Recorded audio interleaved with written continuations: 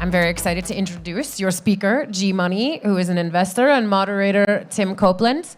He's going to be giving a fireside chat about a new crypto era with Gmoney.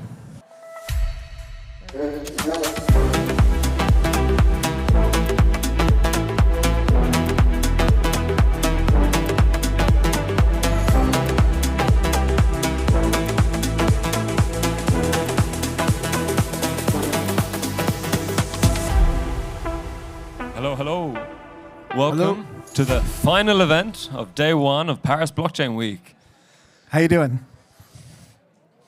Couldn't have asked for a better audience. Let's get excited for a chat with NFT thought leader, Gmoney. How are you doing today?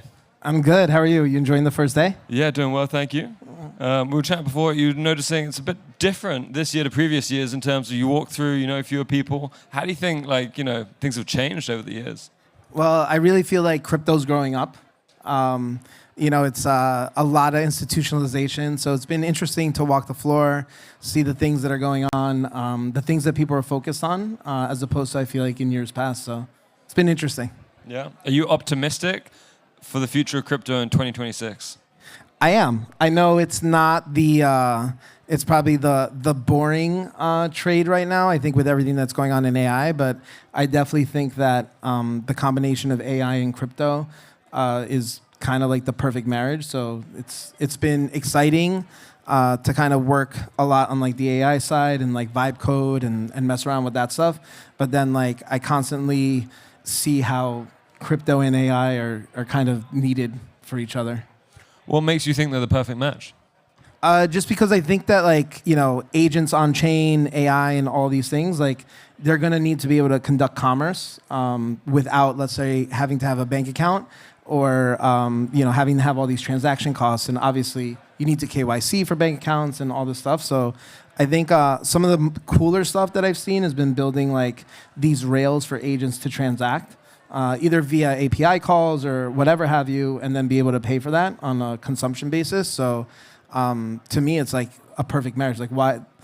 Why utilize, Visa and MasterCard rails that charge, some sort of percentage transaction fee when you can just transact directly, which is kind of like what we always talked about with crypto. How long do you think it will be before we really start seeing agents sort of acting autonomously, moving money on their own? Because obviously right now they're sort of, LLMs, they're not perfect, they make mistakes, they make things up. You can't necessarily trust it with, your crypto wallet. How long do you think before, things really start taking off? When do we get access to Mythos, right? I probably bet within 18 months, because I think these things are just progressing so fast and so quickly that every next evolution of it is just that much better and that much smarter. So I think that, I think probably within 18 months, I feel like I would probably be pretty comfortable with it. I just think these things, the way, they jump in terms of their capabilities every couple months is astronomical. It's insane. So it's even a couple of years ago, people were talking about agents and people were like, no, absolutely not. There's no way these things are no smarter than a middle schooler or whatever. And now pretty much every agent is, Einstein level at this point. And what exactly are you experimenting with when it comes to AI?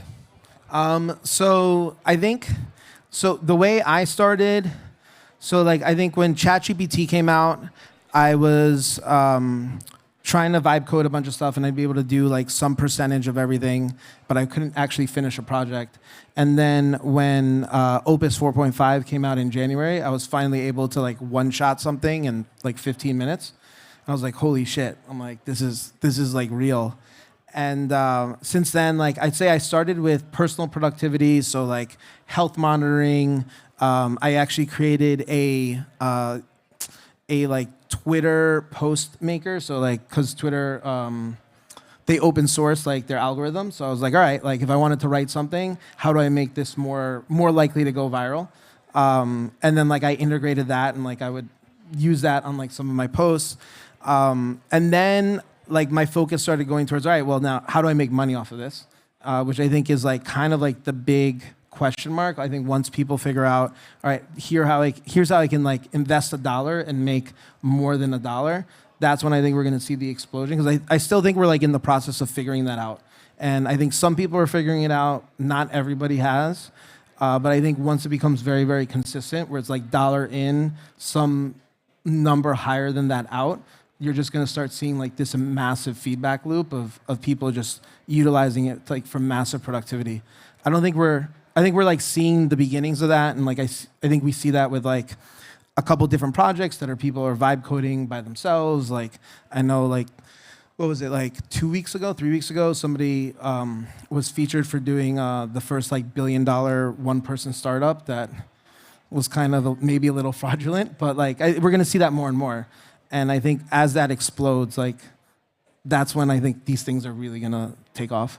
Did the Twitter tool work? Like, I mean, you know, over the years you built up a 300K following on X.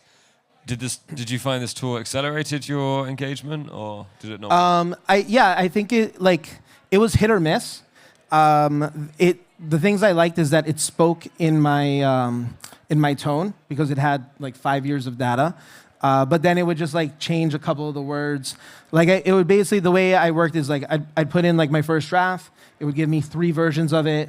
Then I would pick the one that I liked the most, and then maybe like make a tweak or one edit or two to make it sound even more like me. And then I'd post in like some of them. I had a couple like 100,000 view tweets off of it, so it was like I wouldn't have gotten that without that probably. So it's interesting, and it's like I think it's all an experimentation, right? And I think that we all talk about how we're all going to get replaced by AI, and like the more time I spend with it, the more convicted I feel that what it's going to do is allow each person to be better at what they do, right? So your interests are different than mine, so the way you use it is very different than the way I do, but each one is going to kind of make us a little more superhuman. Yeah. Do you have any tips for using it effectively? So I've gone through a lot of iterations of it. I started on Claude Code, then in the terminal, then I started using OpenClaw, and OpenClaw was probably the most frustrating. Have you used OpenClaw?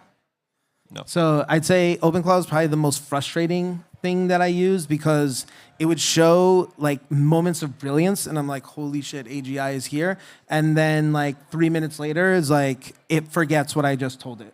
And like I like haven't wanted to smash my computer as much as I use OpenClaw. And then I started using the Hermes Noose agent. And again, like these agents are awesome because like they just show you what's possible and what's coming, but I feel like they're not totally quite there yet because when you look under the hood, it felt like it was a little sloppy. I didn't feel like I had that much control. So now I'm just like back in the terminal when I actually want to do real like coding, right? And so when I want to control it, I just log onto my computer because like I'm doing that work in front of my computer anyway. And then like maybe if I'm on the go and I'm like, hey, I want to look this up, I'll talk to like my agent through Hermes or whatever. And what's been your biggest challenge with working with AI agents to sort of build the products you want to build? I'd say my personal, probably the frustration with regards to like context. And like sometimes I'll be like, you just run out of the context window and then you need to restart and then it doesn't remember, and it's just like the frustration there. And just really probably developing a process around saving my work and coming back to it and like knowing where to start off again. Okay, and we're sort of seeing, quite a changing crypto environment. How can people really use AI to adapt to a much more, I think, challenging environment, especially, for retail people, but also people, trying to understand the institutionalization of the space? How can people use AI to, survive where there's, much higher layoffs and things like that? In crypto specifically? Yeah. I think personally, like utilizing it as a teacher, like I've always been of the thought process of learn by doing. That's how I got into NFTs when I did, because it was just like I was just messing around with stuff, right? And I was like, at the time the dollar value was really low, and then it later obviously became much larger. And I feel very similar with AI now, where it's like, all right, like it feels very similar to like NFTs in 2020, where enough people know about it, but not everybody truly understands the power of it and the capabilities of it. And I think if you talk to any 20-year-old not in tech of how they utilize AI, most of the responses you get are like a version of Google Plus, right? Like, oh, I utilize it for relationship advice, to find out what to wear, or like things that are like scratching the surface of what it's useful for. So, I mean, I like utilizing it for if I don't understand something, it's like, let's walk through it, like create a tutorial, like let me ask you questions and utilize it as a teacher. And then just be like, hey, like let's learn by doing, like let's work on a task together so like I understand it better. And in that, like I'll learn something. Maybe I scrap the project, maybe I don't never use it again, but at the very least I have that experience that I can then hopefully transfer over to something in the future. Okay, and then you're also active in the Potenza ecosystem, obviously sort of, crypto AI platform. What do you make of the largest subnet Covenant leaving and exiting the ecosystem? So it was random because I think it was like in the middle of the meeting, and then like I came off the meeting, I'm like, why is BitTensor getting destroyed right now? And obviously there was a ton of drama around it. I think I didn't sell anything, but like I'm in a holding pattern because I want to see like how does the community like resolve this, like what happens from it, right? It reminds me a lot of the DAO hack with Ethereum, like in early days where people are like, oh my God, this is the end of Ethereum. And obviously Ethereum went on to do much bigger and better things. And I think it's like the same thing. It's really early in the ecosystem. To me, I think the most concerning thing is that you've now seen this from like a couple subnets where they've gotten big enough and then they go out and like they just raise VC money on their own and they leave the subnet. So like they kind of like use BitTensor to incubate and then they grow beyond that. I'm sure this is not lost on Const, and so like I'm sure this is things that like they're working on and figuring out. And I think it's been really interesting because I think the problem that it solves is nothing that I've seen even remotely close in the rest of crypto, especially when it comes to AI and like solving problems, right? Because it's not just focused on AI. It's just you can utilize the incentives to solve any problem. And I think for me it's like a wait and see at the moment. Sure, and are there any other crypto ecosystems that you're sort of closely following or interested in at the moment? I'd say there's two. Venice AI, which is Eric Voorhees' project, which I think was interesting. I got involved in that through Diem, which is a daily renewal of compute on their network. So for every $1 of Diem you own, you get $1 of renewable compute. And when I started working on a lot of this vibe coding stuff in January, I was like, all right, well, like at the time, I think Diem was trading at around like $300-ish each. So I was like, all right, if I spend the $300 to buy $1 of credit that I can use every day, if I utilize it, I'll get my payback period in less than a year. And like, so I bought a bunch of it. And I think it's been really interesting because like I think right now I have like $25, $26 worth of credits that I can utilize every day. And I think that we're going to see Jevons paradox happen, right? Where as compute becomes cheaper, there's more demand for it. So I definitely see myself utilizing and having the need for more compute, even as it gets cheaper and cheaper. So I think that's been really interesting. And I think it's been a very new way to utilize crypto, because I've seen a couple other projects adopt a similar structure that Venice set up with Diem. So I think that's been really cool. And then another project that I think I've really been excited for, they haven't launched yet, but USD AI, which I invested in a couple years ago. They originally started off as a NFT lending platform and have since pivoted to a GPU lending platform. So in the GPU financing world, unless you're doing like $1 billion data center or more, it's really, really hard to get loans against your GPUs. And so basically they're, catering to this underserved market, which I think is really cool. It's probably one of the more interesting use cases, I think, of crypto in terms of like RWAs. Cool. And then obviously NFTs are your bread and butter. Are they dead or are they coming back? So it's funny, I just tweeted about this morning. I think, personally, they're still here. And I think when you look at everything that's happening in the TCG world with Pokemon cards, trading cards, baseball cards, I mean, they're NFTs. And so it's just the market's moved from fully digital to physical digital. And I think some of the most successful TCG companies out there, one of them being Courtyard, what they do is they have everything on-chain, backed by a physical card in a vault, but they give you that feedback loop instantaneously. So instead of, let's say, ripping a pack, then selling it on eBay, waiting, 4 or 5 weeks to get your money, to have the transaction go through and pay a ton in fees, you kind of get that instant feedback loop where you can sell it back, like, I think at a 10% discount almost immediately.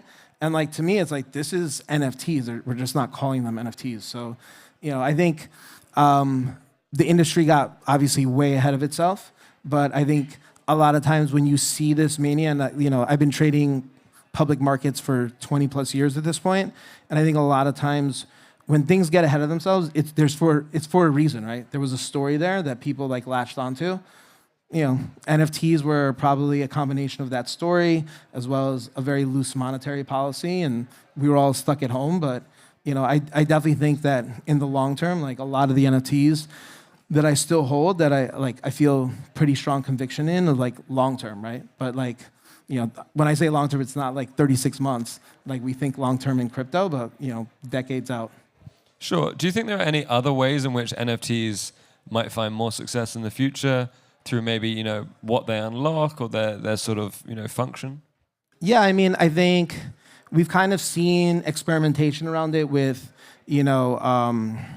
membership, using them as memberships to like, activities or like, let's say, physical spaces. I know Bored Ape Yacht Club is gonna launch their clubhouse pretty soon, and you have to own an NFT to get in there.